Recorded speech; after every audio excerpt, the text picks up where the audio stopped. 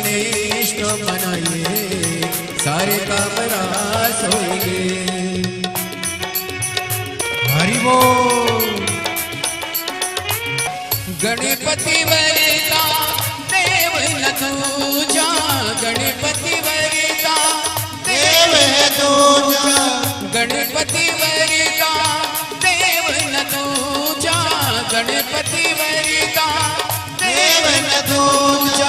सबसे पहले होती पूजा, सबसे पहले होती पूजा। गजमुख जी गुने सारे गाये, सारे काम रास होंगे।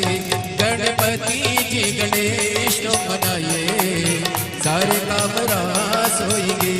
गणपति जी गणेश को मनाइए, सारे काम रास होएंगे, सारे काम रास होएंगे, सारे काम रास होएंगे, सारे काम रास होएंगे। बोल गणेश भगवान की जय।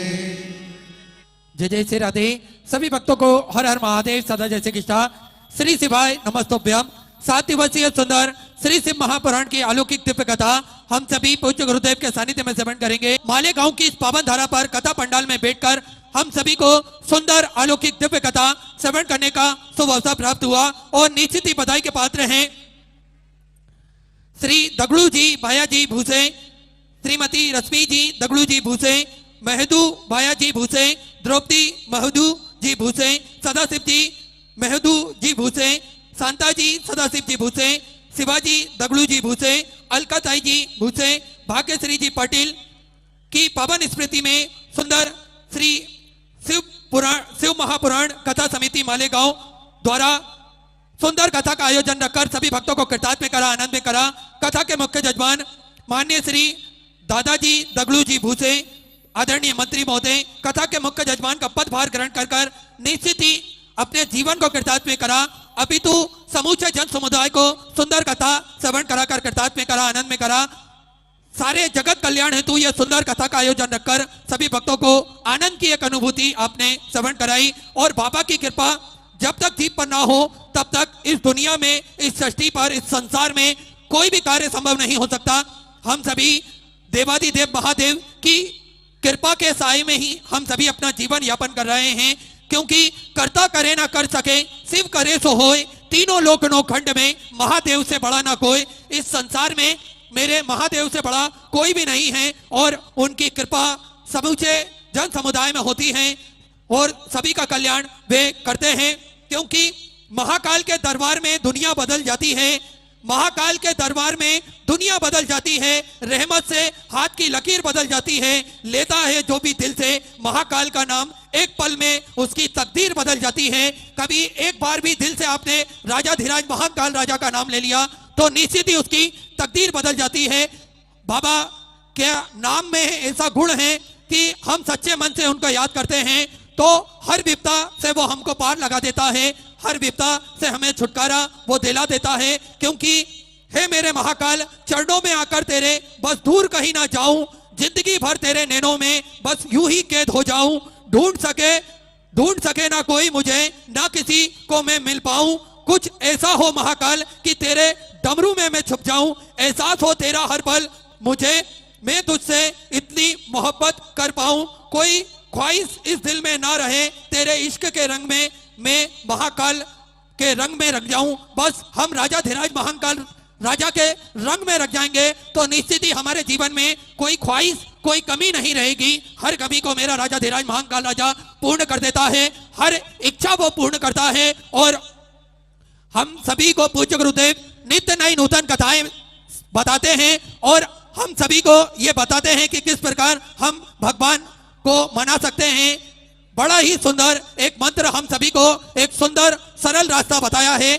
एक लोटा जल सारी समस्याओं का हल, एक लोटा जल से हम निश्चित ही सारी समस्याओं से निदान पा सकते हैं, निश्चित ही सारी समस्या से हम पार लग सकते हैं। और अपने पास के मंदिर से वाले अवश्य जाएं, एक लोटा जल अवश्य भगवान महादेव को चढ़ाएं और अपने मन की मुराद हम भगवान से मांगेंगे तो निश्चित ही हर सबकी मन की मुराद मेरा कुबेर भंडारी, मेरा राजाधिराज महाकाल राजा पूर्ण करेगा। हम सभी का भंडार भर के रखेगा, क्योंकि हम सभी को नित्य प्रतिदिन श्रद्धा और भक्ति से प्रेम करने वाले मेरे राजा धीराज महाकाल राजा, जिनके साय में हम सभी अपना जीवन यापन कर रहे हैं, उनकी कृपा दृष्टि से ही हम सभी जी रहे हैं। और शिव महापुराण की कथा से हम सभी को एक नया और नूतन रास्ता मिला है भगवान के चरणों तक पहुंचने का। और सभी सनातन धर्म के वर्ग के लोग बाबा कुबेरेश्वर धाम जाते हैं, मंदिर देवालय शिवालय जाते हैं, एक लोटा जल चढ़ाते हैं और अपने मन की मुराद मांगते हैं। निश्चित ही सभी सनातन धर्म के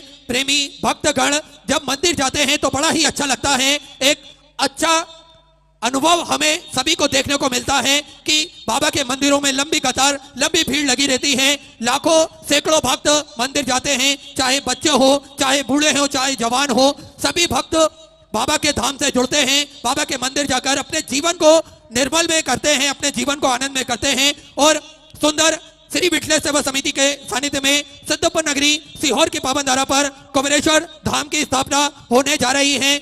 यह एक ऐसा धाम बनने जा रहा है जो 12 ज्योतिर्लिंग के बिल्कुल मध्य में स्थापित होगा, जो कि केंद्र बिंदु में यह मंदिर स्थापित होगा।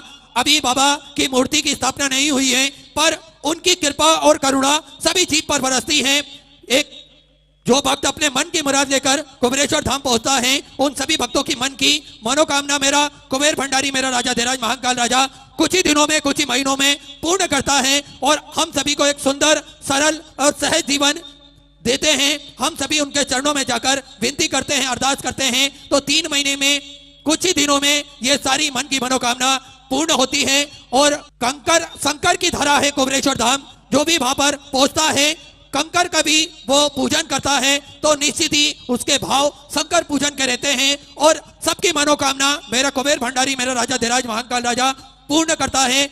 विठलेश्वर सेवा समिति के सानिध्य में सेवा के कार्य निरंतर चलते रहते हैं, चाहे मेडिकल से संबंधित हो, चाहे दीन दुखियों की सेवा हो, या फिर कोई भी ऐसा कार्य जिससे वह अपने परिवार को सुखद अनुभव दे सके। ऐसे सारे कार्य श्री विठलेश्वर सेवा समिति के सानिध्य में चलते हैं। साथ में वृद्धाश्रम का निर्माण कार्य चालू है। सुंदर गौ माता की सेवा प्रतिदिन सुचारू रूप से चालू रहती है।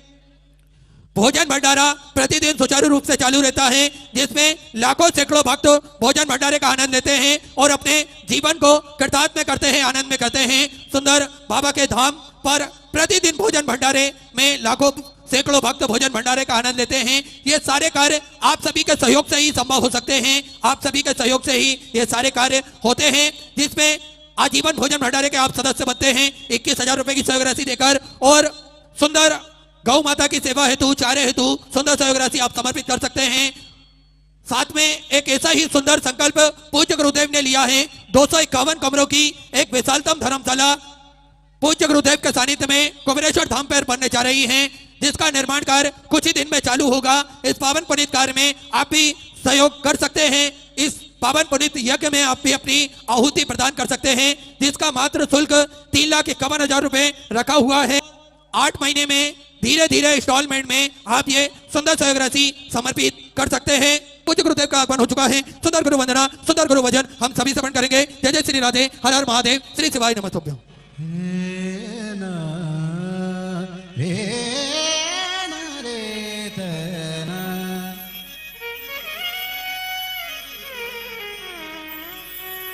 गुरुरे ब्रह्मा गुरुरे विष्णु गुरुर्देवो महेश्वरा गुरुरे साक्षात् परब्रह्म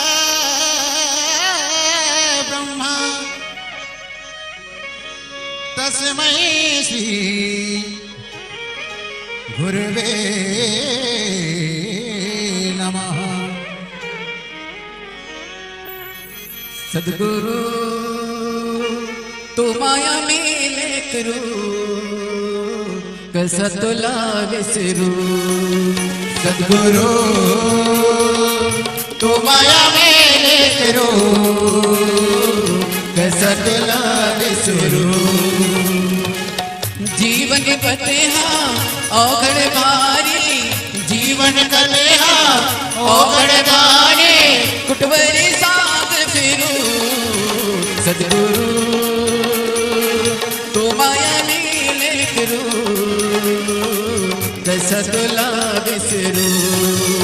सदगुरु तो माया मेले करो मैं सत लाग सुरू। जय हो गुरु भगवान की जय हो।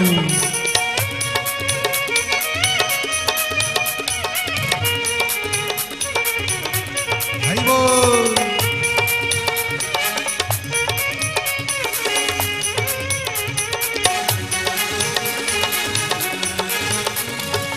हे मायेच्या पंखा खाली हे मायाच्या पंखा खाली दिनवाणी हे पाखरू सद्गुरु तो माया मेले करो मैं सत लाग सुरू। सद्गुरु तो माया मेले करो मैं सत लाग सुरू। बोल गुरुदेव भगवान की जय। जय जय श्री राधे। सभी भक्तों को हर हर महादेव सदा जैसे के साथ श्री शिवाय नमस्तोभ्यम। पूज्य गुरुदेव का आगमन हो चुका है। गुरुदेव व्यासपीठ पर मंचासीन हो चुके हैं। आप सबकी तरफ से व्यासपीठ को नमन करते हुए हम सबके प्रिय हम सबके लाडले ठाकुर कल्लू जी महाराज के चरणों में नमन करते हुए परम सत्य परम आदरणीय विश्वविख्यात पूज्य गुरुदेव के पावन चरणों को नमन करते हुए और आप सभी शिव भक्तों के चरणों में नमन करते हुए सुंदर आज कथा के दूसरे दिवस में हम सभी प्रवेश करेंगे।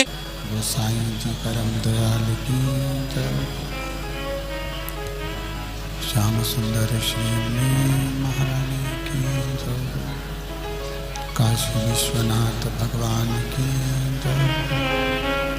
गौरा महारानी की जय। श्री गणेश जी महाराज की जय। सरस्वती मात की जय। खेड़पति सरकार की जय। कुबेरेश्वर महादेव की जय। महाकाल राजा की जय। त्र्यंबकेश्वर भगवान की जय। भीमा शंकर की जय। नर्मदे महारानी की जय। गोदावरी महारानी की जय। संत सतगुरुदेव गौमाता की जय हो। चिंता संतान हंतारो यत्पदानो ऋणपा स्वयं तनीचार्यनं प्रणमामि महा। यदवृतो जंतुवा सर्वदुःखातिगो भवेत् तमं सर्वदा वन्दे श्रीमद्वल्लभनन्दनम्। अज्ञानतिमिराभास्य ज्ञानजयशलाकया चक्षुरुन्मीलितेन तस्मै श्रीगुरवे नमः। नमामि हृदयशेषजिलाचरद्विषयनं लक्ष्मी सहस्रलाम्बिः सर्वमानं कलानिधिं। चतुर्विश्व चतुर्विश्वविस्तव षड्जायते योऽसो पंचदा हृदय नमः। बोल विश्वनाथ भगवान की जय। ओम नमः शिवाय। ओम नमः शिवाय। ओम नमः शिवाय। ओम नमः शिवाय। ओम नमः शिवाय।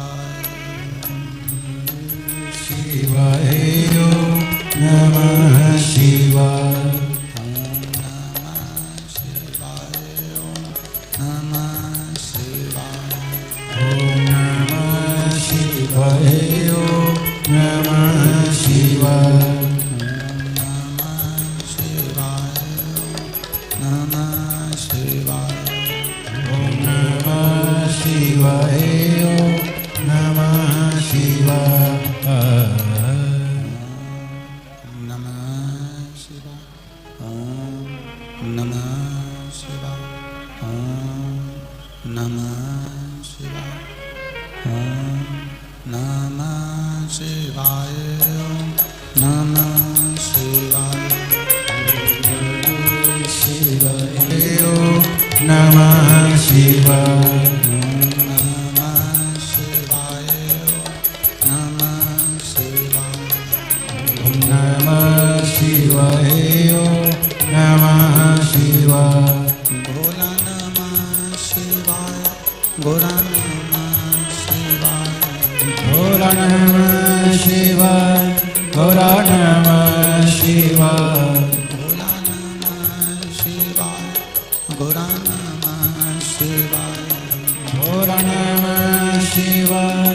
छोरा नमः शिवाय नमः शिवाय नमः शिवाय नमः शिवाय नमः शिवाय नमः शिवाय नमः शिवाय नमः शिवाय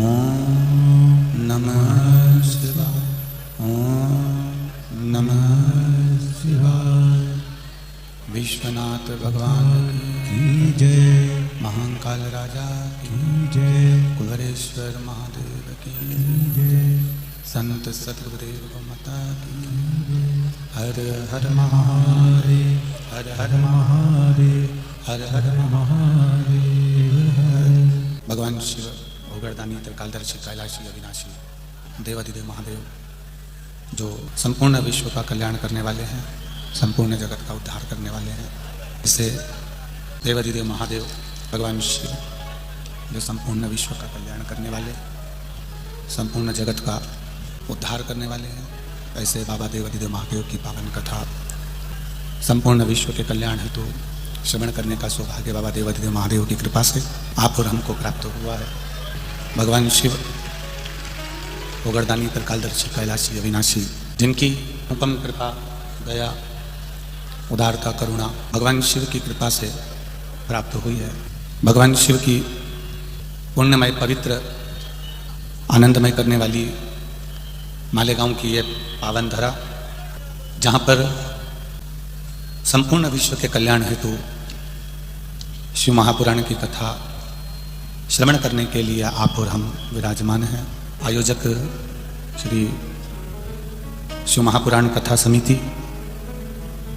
मालेगांव दादाजी श्री दगड़ू जी भूसे, मंत्री जी महाराष्ट्र सरकार, इस कथा को संपूर्ण विश्व के कल्याण हेतु संपूर्ण जगत के उद्धार हेतु श्रवण करने का सौभाग्य मिला है। बाबा देवाधिदेव महादेव की जब तक कृपा ना हो, करुणा ना हो,